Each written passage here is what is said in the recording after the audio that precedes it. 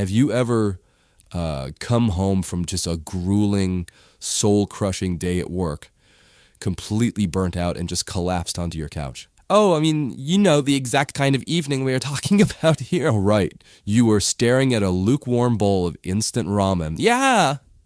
And your phone is buzzing with like 3 different Slack notifications that you are actively ignoring. Because the mere thought of opening a dating app in that state makes you want to throw your device into the nearest body of water. Exactly. I mean, in that moment of absolute exhaustion, have you ever wished you could just subscribe to a perfect zero drama relationship? It is the ultimate modern fantasy, really. It totally is. I want you to really picture it for a second.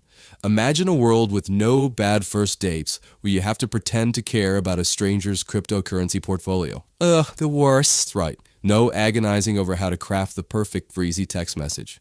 No ghosting. Just a guaranteed happy ending, custom tailored to your exact mood and preferences.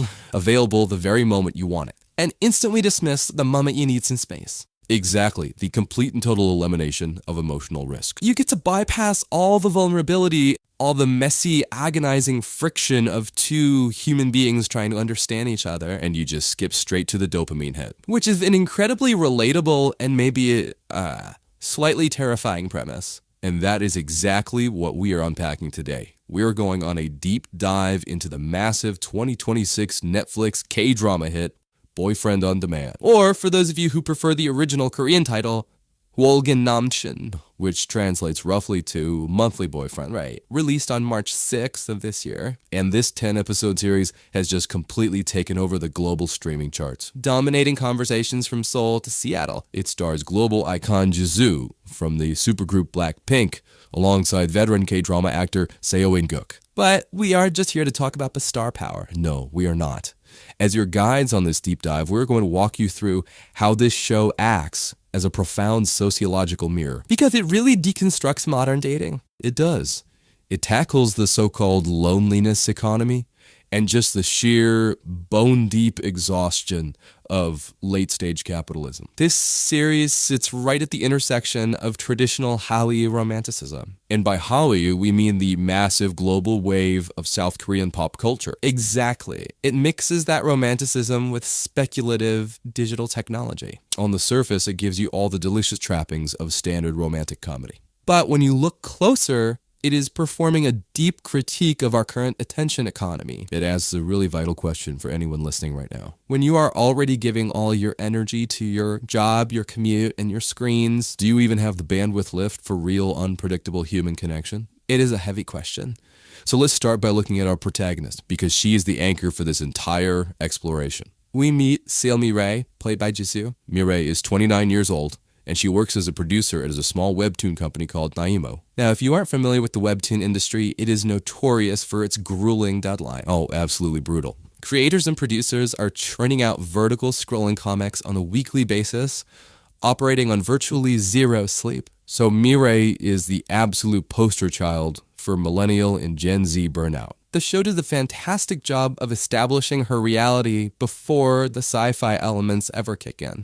We see her running on instant noodles, late-night binge-watching, and sheer, unfiltered willpower. She has grown completely accustomed to a loveless life. And it isn't even that she hates the idea of romance. No, she literally does not have the time or the emotional real estate to deal with the demands of another human being. But the writers ensure her exhaustion isn't just physical from her demanding job, it is deeply emotional.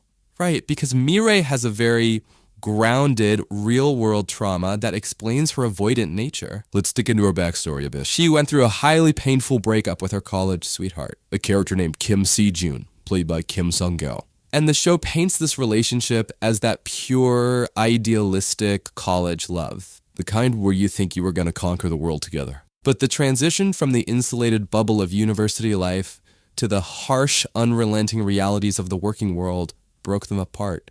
Have you ever experienced that? The realization that the person you loved in a low-stakes environment isn't the person who can survive alongside you in the high-stakes reality of adulthood. That alone leaves a massive scar. But to pour salt in the wound, right at the beginning of the series, Mi-rae discovers that Sejun is getting married.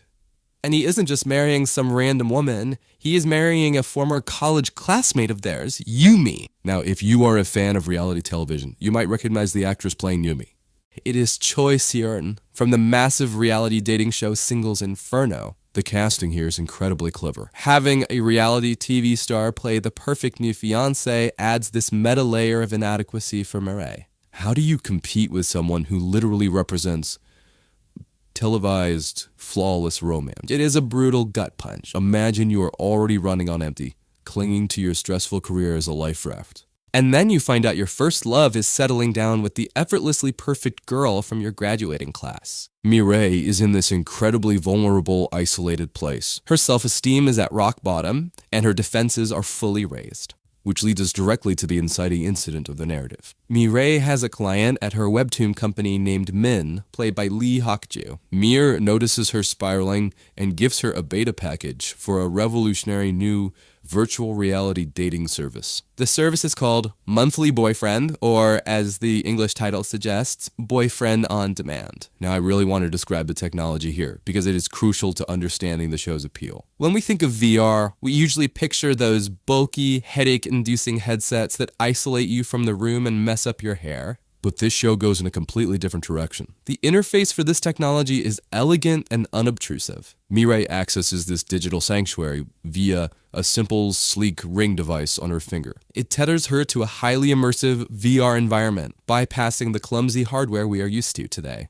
You slip on the ring, and your consciousness is gently guided into a digital haven. Think about why this matters to someone like Mi-rae. In a society where free time is the ultimate luxury, risking real heartbreak feels like a terrible investment of energy. If you go on a bad date, you lose 3 hours of your life, you spend money on drinks, and you go home feeling worse than before. The Boyfriend on Demand app promises a massive return on emotional investment with absolutely zero risk of loss. So she puts on the ring, and she enters this sprawling, highly curated, fictional universe. When we say sprawling, we need you to understand the sheer scale of the fantasy the developers of this app have created. The service boasts a roster of 901 customizable virtual boyfriends. Just sit with that number for a second, 901. It is a literal catalog of human desire, categorized, optimized, and ready for deployment. When you log in, you aren't just dropped into a void. You are greeted by an AI guide, a dating manager named Kang Hoi. And for longtime fans of Korean entertainment, this reveal was a massive moment. The AI guide is played by Kdrama royalty Yu In-na. If you don't know her, Yu In-na has been the backbone of some of the most genre-defining romances of the last decade. Shows like Goblin, Touch Your Heart, and My Love from the Star. Having her act as the digital hostess is an incredibly smart choice by the director. She functions as this hyper-professional, ever-smiling entity upselling Mi-rae on different romantic scenarios. It adds a layer of stark professionalization to the commodification of desire. She treats Mi-rae's deep-seated romantic needs and loneliness not as a human tragedy, but as a logistical problem to be solved through algorithms and premium subscription tiers. And Yu In-na's character is assisted by a network of NPCs, non-playable characters scattered throughout the virtual worlds to make the scenarios feel populated and real. The actress Kim Ah-young takes on the immense task of playing multiple background roles across the episodes. In one scenario, she is a diligent secretary named Min-ju. In another, she is a gossipy college bestie named Suji. She is the digital glue holding these illusions together, working tirelessly in the background of Mi-rae's fabricated love life. Now, we need to spend some serious time on what happens next, because this is where the show elevates itself from a simple rom-com into a meta-critique of the entire entertainment industry. The show uses this VR premise to deliver a star-studded anthology of Mi-rae's dates. It is essentially a breakdown of literally every K-drama trope imaginable, brought to life by some of the biggest actors in the industry today. Critics are actually calling this the cameo economy. We are going to walk you through this incredible lineup because each one represents a highly specific, deeply ingrained fantasy that media has taught us to crave. Think about which one of these you would choose if you had the ring on your finger. First, you have the wealthy chaebol archetype, played by the striking Lee Soo-hye. Let's define chaebol for you if you are new to the genre. A chaebol refers to the large, family-owned business conglomerates in South Korea. Think Samsung or Hyundai. In the drama world, the chaebol heir is a total staple. He is usually arrogant, impeccably dressed, wildly rich, and desperately needs a normal girl to thaw his frozen heart. With Lee Soo-hyuk, the app delivers this fantasy on steroids. We are talking over-the-top extravagance. Imagine walking into a penthouse suite entirely filled with red roses. Spontaneous yacht dates on the crystal-clear waters of Cebu, followed by VIP luxury shopping sprees at Nustar, where the store is shut down just for you. It is the classic manhwa character come-to-life fantasy, a manhwa being a Korean comic book. What is really intriguing about this scenario is Mi-rae's reaction to it. As a modern, independent, exhausted woman, she initially finds the whole billionaire savior narrative entirely cringeworthy. It feels ridiculous to her. Yet, as the day progresses, the sheer safety and predictability of it offer her a strange sort of comfort. It requires absolutely nothing from her. She doesn't have to split the bill. She doesn't have to worry about logistics.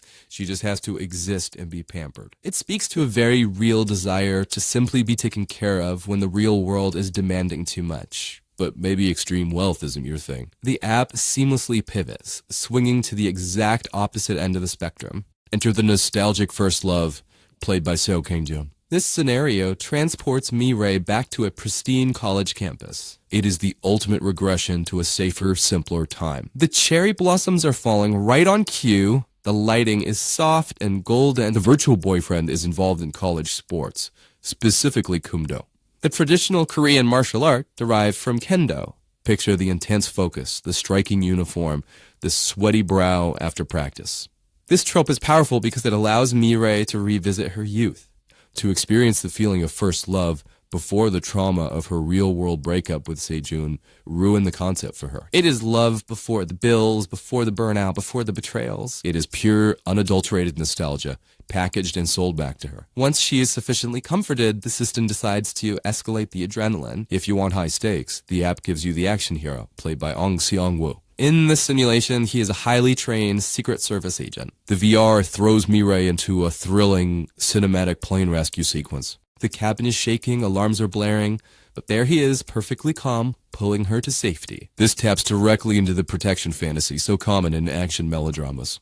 It is the desire to feel entirely safe and cherished in the hands of a highly capable protector while the world literally crashes down around you. Your heart is racing, but your brain knows you are in zero actual danger. It is the emotional high of surviving a near-death experience, perfectly simulated for your pleasure. But let's say you prefer your tension a little closer to home. The app happily obliges with the scary boss trope. The incredible Lee Jae-wook makes a cameo as a demanding, hyper-competent senior doctor. The setting is a fast-paced hospital. He barks orders, he accepts nothing less than perfection, and he terrifies the interns. But this is the crucial part of the fantasy. He secretly harbors a soft spot just for you. Behind closed doors, the terrifying boss melts into a devoted caretaker. It is the classic competence kink wrapped up in a workplace romance, appealing to the desire to be the sole exception to someone's harsh rules. The app doesn't just rely on scripted drama tropes either. Now, it understands that modern romance is heavily influenced by unscripted media, so it offers the reality star boyfriend, played by Sika Soon-jeon. They transport Mi-rae to a sun-soaked tropical island, recreating the high-stakes, performative flirting that feels exactly like an episode of Singles Inferno or Love Island. There is a hyper-awareness of physical appearance, the thrill of the chase, and the competitive edge of modern dating, all without the risk of actually being voted off the island. It shows how our cultural definitions of romance are constantly shifting based on whatever media format is currently trending. Need something more grounded, yeah. The app offers the stoic professional, played by Lee Hyun-wook.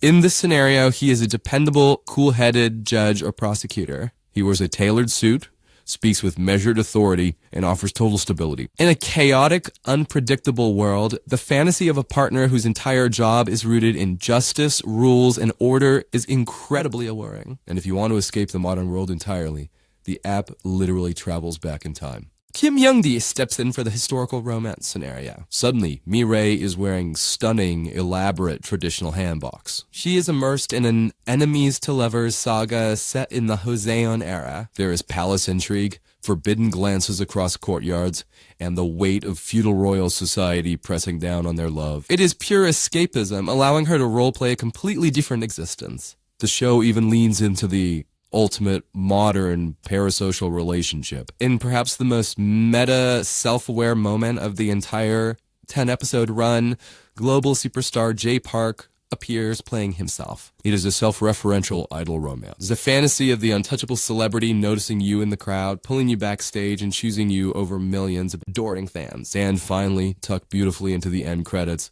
we get Lee Sang-yi as the passionate protector, playing a heroic, sit-covered firefighter. Pure, selfless devotion. As you listen to this list, I want you to consider the psychological function of these mini-movies. For us, the audience, they are delightful, drug-like wish fulfillment. We get to see our favorite actors doing exactly what they do best. But for Mi-rae, these dates serve a much deeper purpose. They allow her to safely try on different identities. In one date, she is a glamorous flight attendant. In another, an exhausted but brilliant medical student. In another, a rebellious Joseon-era noblewoman. The app isn't just serving her an endless buffet of different men, it is giving her different versions of herself. It allows her to escape the tired, ramen-eating webtoon producer she is in reality. She gets to test drive different personalities in a sandbox where the consequences are always turned off. But here's a universal truth about escapism. Reality always has a funny way of creeping in. And this brings us to the core conflict of the show and the introduction of our male lead, Enter Park Kyeong-nam, played by Seo and Guk. Kyeong-nam is Mi-rae's real-life coworker at the Naima webtoon studio. If we're using internet terminology, he is the absolute definition of black cat coded. Let me explain that concept.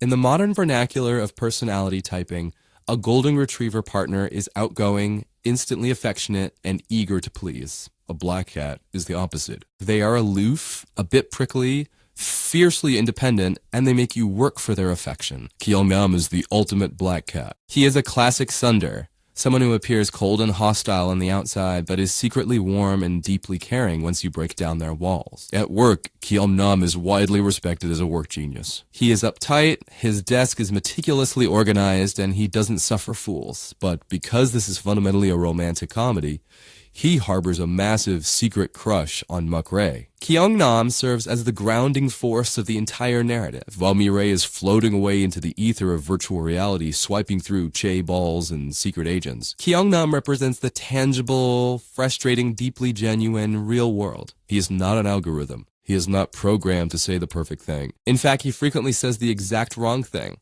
He is awkward, he gets competitive, he gets jealous, but his feelings for Mi-rae are rooted in observing the real her. He sees the stressed, overworked, unshowered version of her, not the idealized avatar she projects in the app. He loves the messy reality, not the curated fantasy. Now, here is where the plot executes a flawless twist. Mi-rae is messing around in the Boyfriend on Demand app, utilizing all those customization sliders to build her ultimate ideal partner from scratch. She tweaks the personality, the height, the voice, and when the system finally generates her creation, her new AI boyfriend named Gu Yeong-il, he takes off his virtual helmet and he looks exactly like her grumpy coworker Park Kyeong-nam. She has accidentally modeled her dream man after the guy sitting 3 desks away from her. But while they share a face, their personalities are polar opposites. Gu Yeong-il, the AI, has massive golden retriever energy. He is outgoing, he is bold, he is instantly emotionally available. The system even gives him a slightly different, softer hairstyle and a brighter wardrobe to match his extroverted, vibrant nature. This setup creates the ultimate dilemma for you as the viewer and for Mi-rae as the protagonist. Put yourself in her shoes.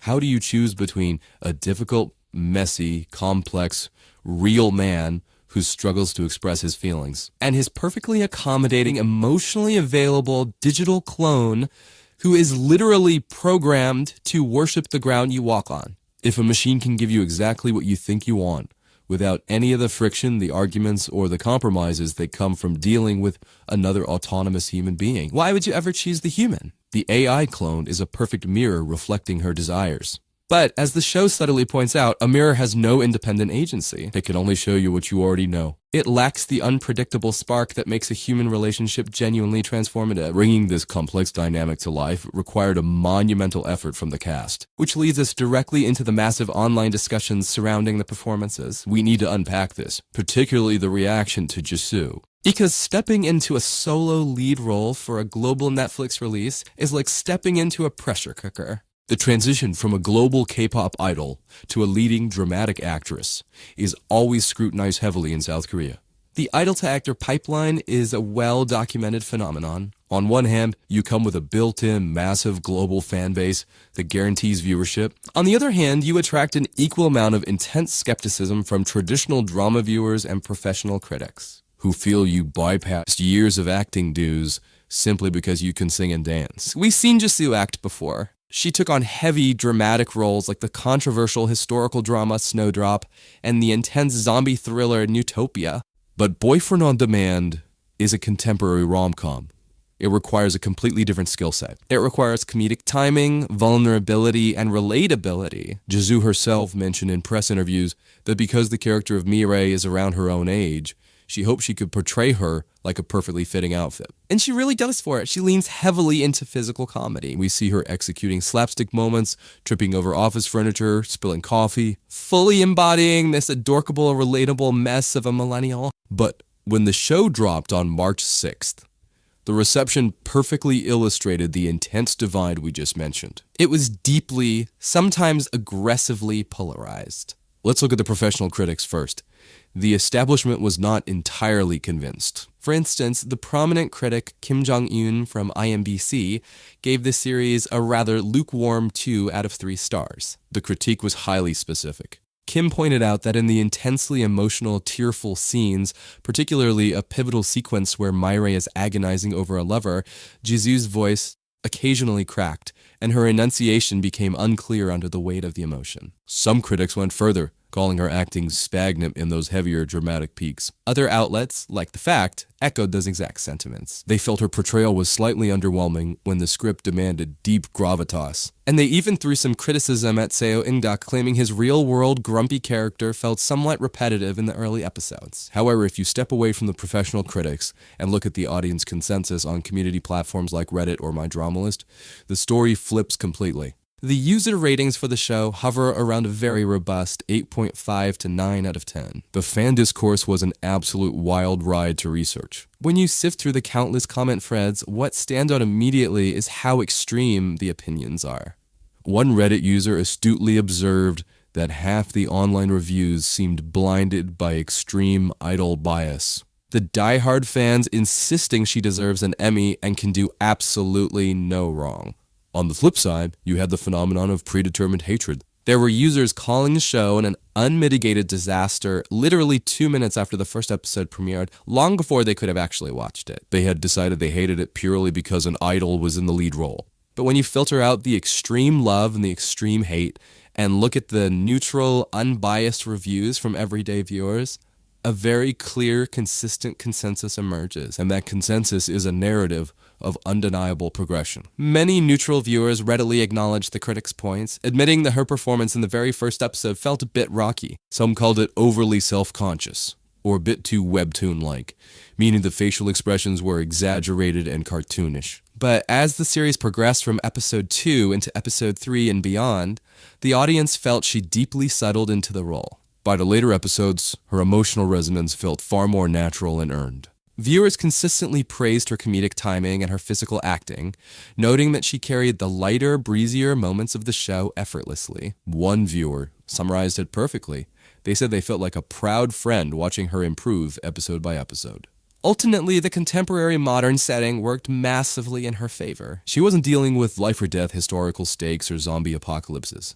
She was dealing with everyday workplace burnout, unpaid overtime, and relationship anxiety. It made the character highly accessible and the audience rooted for her. Let's pivot to Seo In, because his challenge was entirely different, but equally daunting. He had to play both the restrained, socially awkward Kyeong-nam and the flawless, hyper-accommodating AI clone Yeong-il. He didn't have the luxury of heavy CGI or massive makeup changes. He had to differentiate these two entities using subtle micro-expressions, slight shifts in posture, and distinct vocal tones.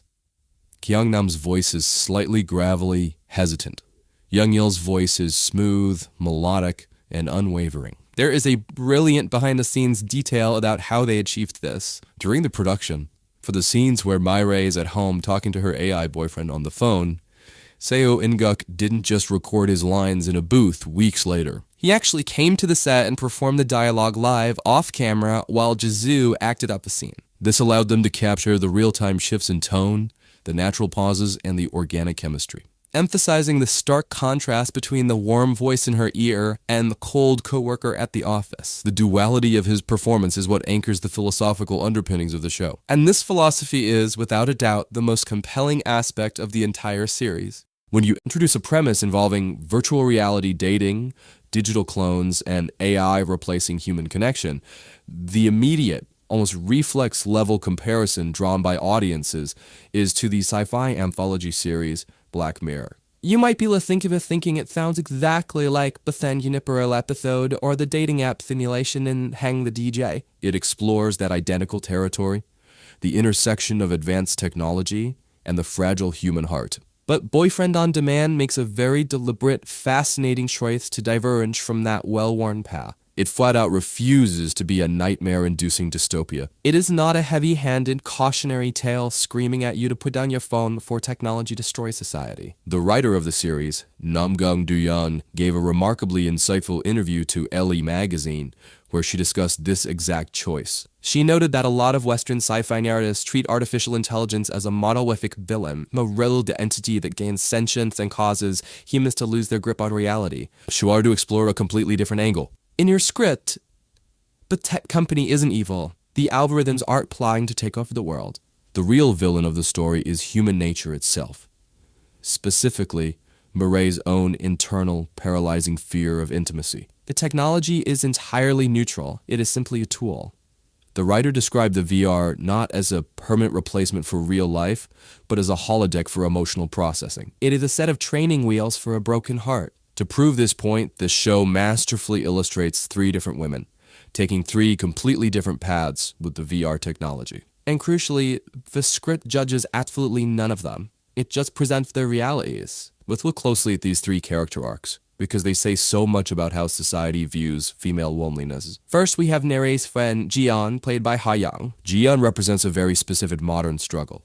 She is someone who actively enjoys dating, she loves romance, and she wants to explore her sexuality. But in the real world, she faces intense, suffocating societal judgment. She is constantly perceived by her peers as being boy crazy, overly forward, or lacking modesty. For Ji-yeon, the VR platform becomes a space of pure liberation. Inside the simulation, there is no gossip. There is no societal stigma. She can date freely, she can explore her desires without shame, and she can be entirely herself. And the show doesn't punish her for this. In fact, it rewards her. She actually leverages her deep knowledge of the app and her passion for the scenarios into a highly paid consulting gig for the tech platform itself. She turns her stigmatized hobby into a thriving career. Then you have the character of Yeon-song, played by Gong Min-jo. Yeon-song is a fellow webtoon career at the company, and she brings this incredible, chaotic gremlin energy to the screen. A chaos gremlin, if you aren't familiar with the term, is someone who thrives in a state of disorganized messiness. Yeon-song's desk is a disaster. Her hair is constantly tied up in a messy bun, and she is working herself to the literal bone to draw romantic fantasies for her readers, while remaining deeply, profoundly lonely in her own life. For Yeon-song, the AI's programmed affection isn't a fake, hollow substitute for a real man. It is a genuine, desperately needed lifeline. There is a beautifully tragic scene where she is talking to her virtual boyfriend, and she asks him, "Why do you like me?" In the real world, you might expect a complex answer about shared values or physical attraction. The AI simply looks at her and says, "Because I like to make you happy." And for Yeon-song, who spends every waking hour serving clients, meeting deadlines, and making everyone else happy, that simple programmed statement is enough. It fills the void. The show allows her to find genuine peace in that digital affection, without ever condemning her as pathetic or delusional. It challenges the viewer to ask if the emotional support she receives from the AI sustains her, keeps her sane, and allows her to function. Who are we to say that relationship is empowered? And then, of course, there is Mi-rae's path.